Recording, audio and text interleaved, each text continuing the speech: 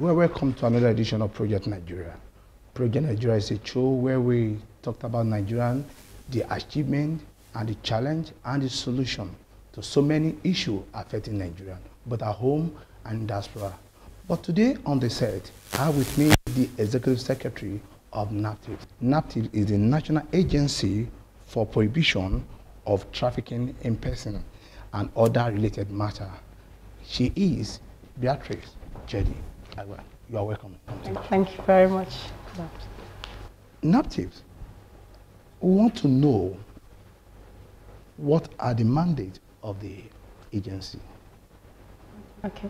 NAPTIP was created to tackle the menace of human trafficking. And when I say tackling, it's in a holistic manner. It includes interdiction, prosecution, partnerships, and prevention programs. Our mandate also includes protection and assistance to victims of trafficking, coordinating national efforts to tackle trafficking, and this of course includes developing capacities in deliberate and systemic ways to ensure that everybody is up to speed on issues relating to human trafficking in Nigeria. How far are we going for fulfilling this mandate? I think the agency has done very well in the last 10 years since its existence. You will recall that NAPTIP was created in 2003, and this was in fulfillment of Nigeria's obligations under the Trafficking in Persons Protocol. Nigeria is one of the first countries in the world to create a specific institutional legal response to the issue of human trafficking. And now the strategy adopted by the agency is holistic in the sense that it's all inclusive. In many jurisdictions, what you find is another agency dealing with prosecution, another agency dealing with investigation and all that. And so it's a bit difficult to systematically build and retain capacities. But I think that Nigeria got it right, and they will put together an agency which is all inclusive, and so we're able to concentrate on what our core mandate is. Trafficking in person is a major challenge in Nigeria. And with the NAPTIP coming on board, will you say you are winning the campaign? I would say that there's a lot of awareness on the issue of human trafficking. I would say that NAPTIP has made significant achievements over the last 10 years. Winning, I would not like to look at tackling crime in black and white, like winning or losing. One of the greatest problems we have with human trafficking, unlike other crimes, is a crime which is targeted at the human person. So there's a lot of underreportage. So there's so much going on, much more than even law enforcement can detect. There's the trafficking that goes on in domestic environments that people don't see.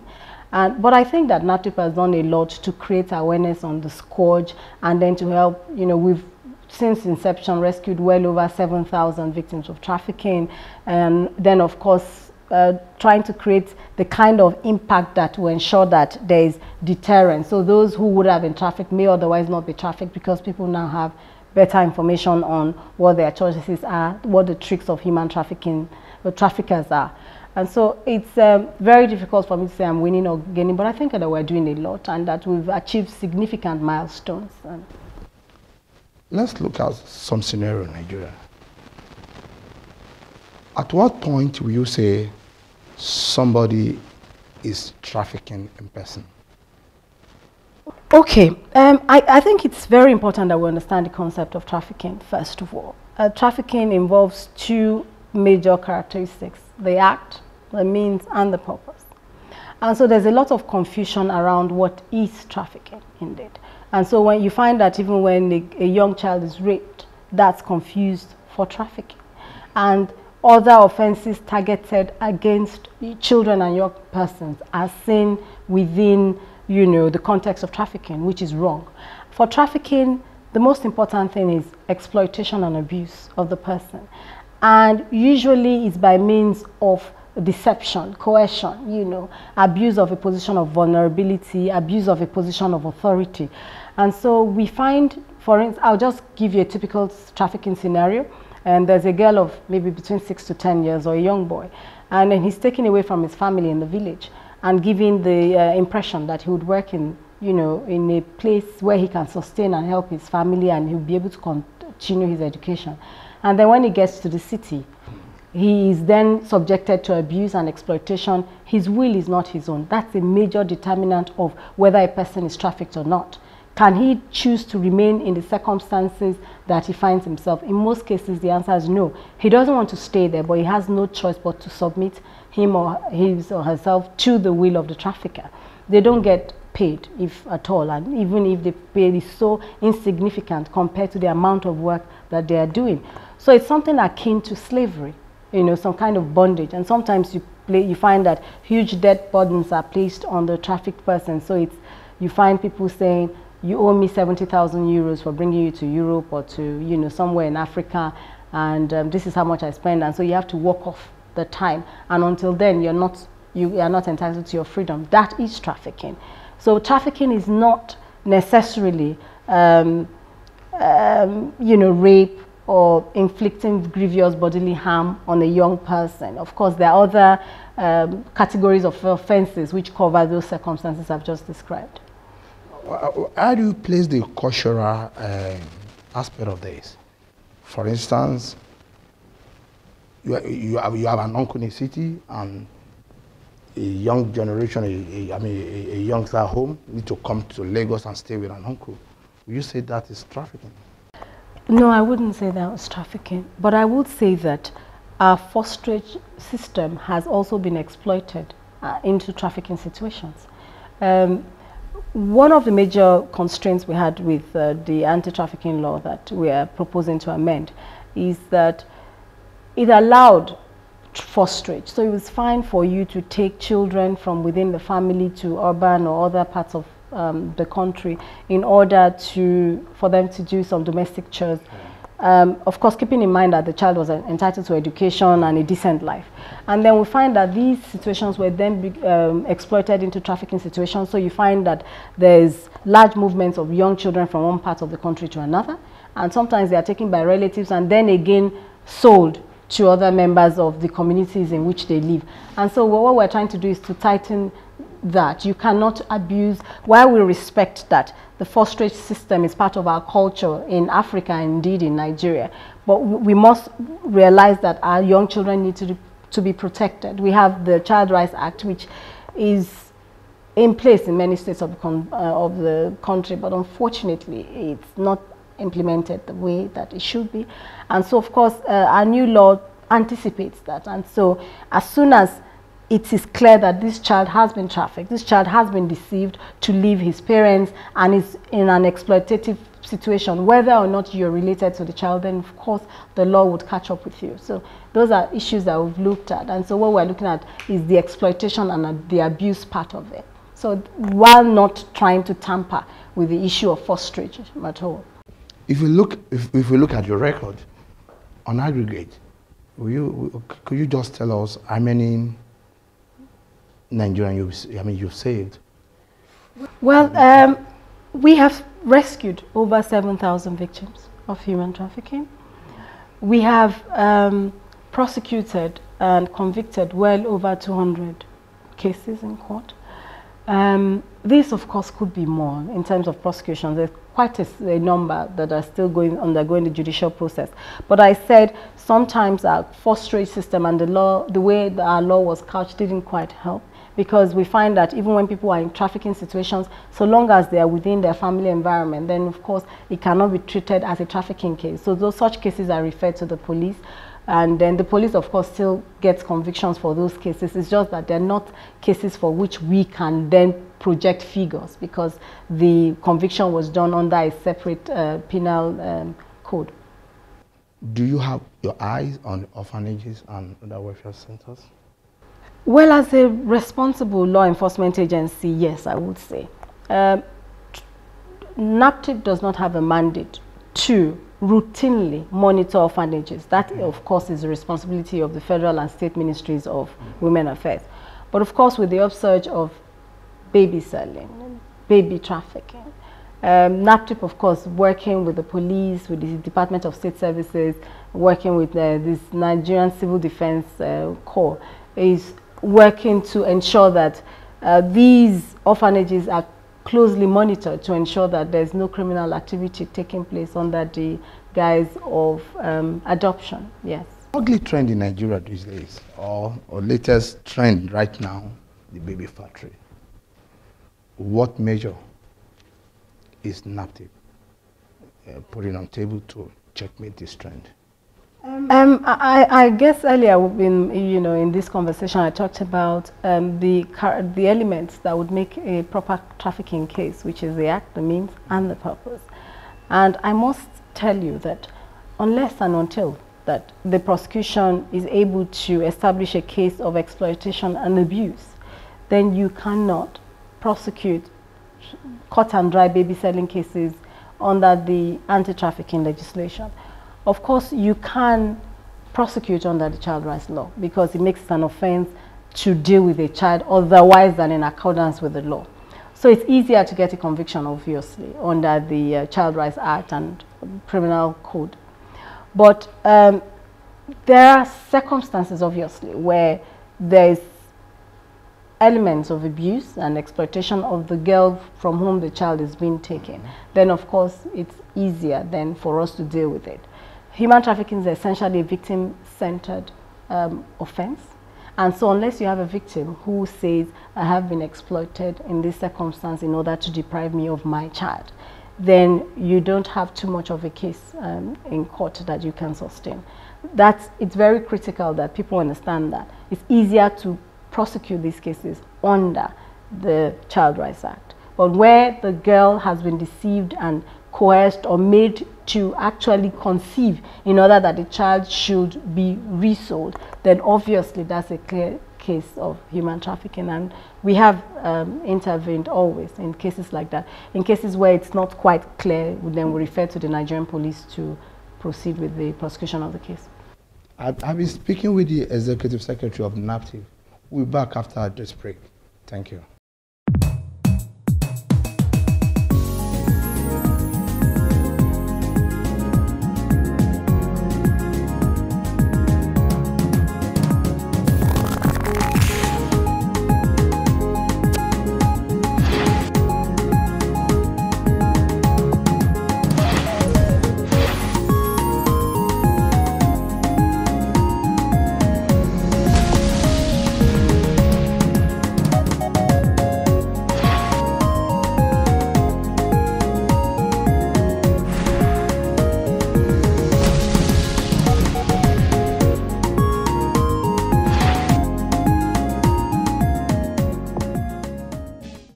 Welcome back. My guest is still on the set, Executive Secretary of NAPTIP, Beatrice J.D. Agba. You're welcome back. Thank you very much. Now, the issue of trafficking abroad. Do you enjoy any collaboration from other agencies to also step in the gap to intervene? Well, certainly. A critical part of our mandate, as I mentioned earlier, is partnerships. We work very closely with the Nigerian Immigration Service and relevant agencies at the airports and border posts. We work with international collaborators, the European Union. We have specific bilaterals with European countries, various source and transit and destination countries across the world. It's an essential part of our anti-trafficking strategy to work with various partners who can key. We work also with regional law enforcement organizations, Interpol, Europol, and they're all part of the partners that we consciously and deliberately engage with in order to improve our capacity to deal with human trafficking. Despite all your efforts, are you worried that Nigerians are still involved in this art? Well, certainly I am quite concerned about the upsurge of growing numbers of Nigerians in foreign countries. It constitutes a huge source of embarrassment every time I travel, and I'm told you have several hundreds of Nigerians working the streets of several states in Europe. Yes, I am worried, and that's why it's very important that we come together to ensure that we employ effective strategies to deal with the issue of human trafficking. What do you think is led to this upsurge? There's so many issues. There's poverty, there's greed, there is a gradual erosion of our cultural and moral values. There is weak family systems. There's inadequate protection mechanisms at various levels of governance. And there's unnecessary glorification of the West, poor perception of what it takes to achieve anything abroad. And then, of course, there's, most importantly, the deception part of it. You know, people believing that this is what I will achieve when I travel. So many issues, nothing close-ended. There's so many things. As I said, unemployment too is also a major issue. So people get attracted to easy way of, you know, finding themselves abroad. So they'll do anything. So I'm not really blame them, maybe because of the social drive, or you, like you said. Usually, criminals, if you are a social scientist, people will tell you, I steal because I'm poor. Is that an excuse for you to behave in a criminal manner? You take people's children and then you ship them in the hundreds, and half of them dying in the course of the journey, and you blame it on poverty. And so I don't buy that. It's just that when we are talking about causative factors, you need to talk about everything in a holistic manner. So you talk about poverty, unemployment, you talk about greed, etc. But it doesn't mean that it's justification for any kind of criminal activity. No, I don't agree. For NAPTIP to make a serious progress in this particular drive, there is need for a lot of advocacy. How much of advocacy are you doing? Oh, that's a major part of what we do. Advocacy, sustained advocacy. In the past year or so, we have worked to try to harness all public information mechanisms to improve access to vulnerable societies and communities.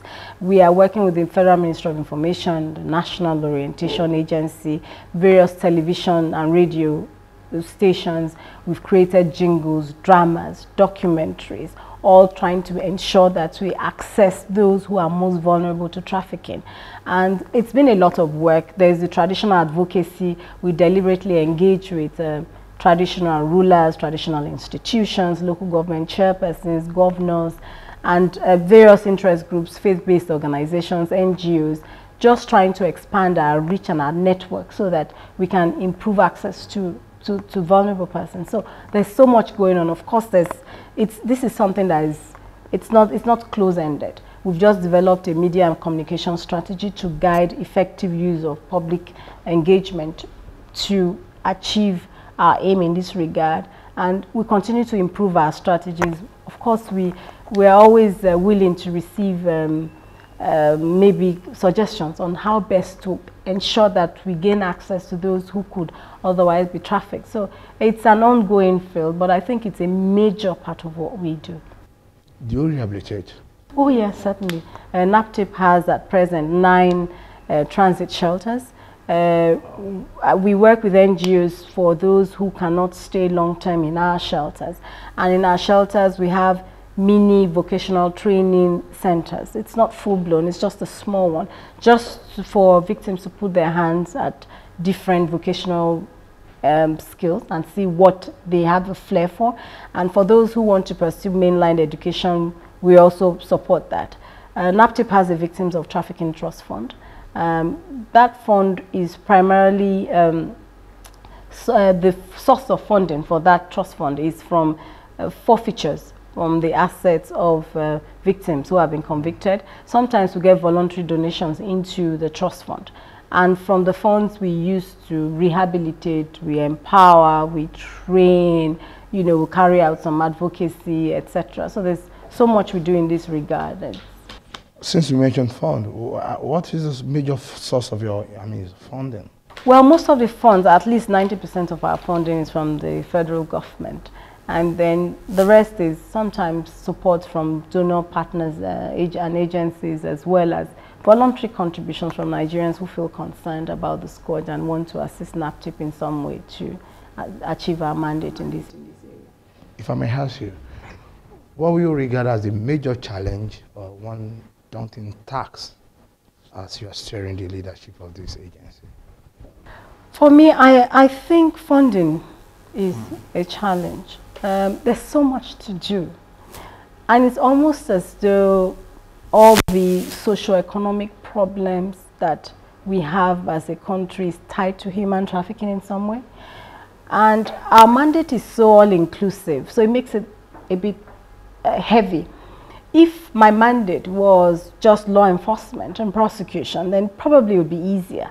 But there is the public enlightenment, which costs us an arm and a leg. The same for rehabilitation. You can imagine what it takes to rehabilitate just one person. We provide psychosocial services, we provide medical services, and then we provide vocational training for rescued victims. And don't forget that sometimes even when victims are provided with places to train, something as small as transport to the center where they can train is, you know, it presents itself as a challenge to some victims. So we actually have to pay for them to transport themselves from their homes to the vocational training center, and sometimes also provide stipend for them to buy lunch while they are there in order to ensure that they actually stay on the program. So it's a bit difficult. It's a huge challenge for me. So because our mandate is all inclusive, so much to do, we feed our victims, you know, so it's hard. I must agree, I must admit that it is hard. I know you said your fund, I mean, the major funding come from government, but do you enjoy other support from government? Well, from government, we just get our funding. Then quite a number of state governments are very generous. They support the activities of NAPTIP within the zonal, within the zones where they exist. A few of these, Kano has been very supportive, Sokoto has been supportive, the government of Akwa Ibom has been very supportive. So we get a few state governors who assist NAPTIP within, that are located with NAPTIP activities, you know, within their own sphere. And so we get that, and then we get support from donors who also provide technical support, capacity building, etc. And also sometimes they provide funds to help to rehabilitate victims. Looking at 2014, what is your goal this year? Well, I'd like to improve our public awareness drive. I'd like to improve the services that will provide to rescued victims of trafficking, because that's very important to ensure that they are not re-victimized. I'd like to improve the numbers of prosecutions that we achieve, hoping that we are able to get the draft legislation past the National Assembly within the first quarter of this year, and that will improve our capacity to get more convictions. I'd like to see improved partnerships with various law enforcement agencies, the DSS, the police, the immigration service, and I'd like to ensure that my officers are adequately trained to prepare them for the challenge that they face in the course of carrying out their responsibilities. What legacy would you like to leave behind? I think I'd like to be remembered for creating an agency which is a center of excellence. I'd like to make a difference in terms of capacity of officers of NAPTIP in the area of law enforcement, counseling and rehabilitation, public awareness, prosecution, investigation. It's key for me. It's almost something that I think about all the time. Like, I need to create a professional agency. Everybody knows what they're about. Everybody knows what their responsibilities are. This is a huge challenge, but I think that we're getting there. We've trained more than 70% of the staff since I came on board, and we're hoping to do more. So I think this is something that I know would make a critical difference in our anti-law and in our anti-trafficking law enforcement efforts. Thank you, Via. This is where we wrap it up on today's Project Nigeria. My guests have been the Executive Secretary of NAPTIP, Beatrice Jedi Abu. Thanks for coming. Thank you very much for having me. Thank you. See you other time.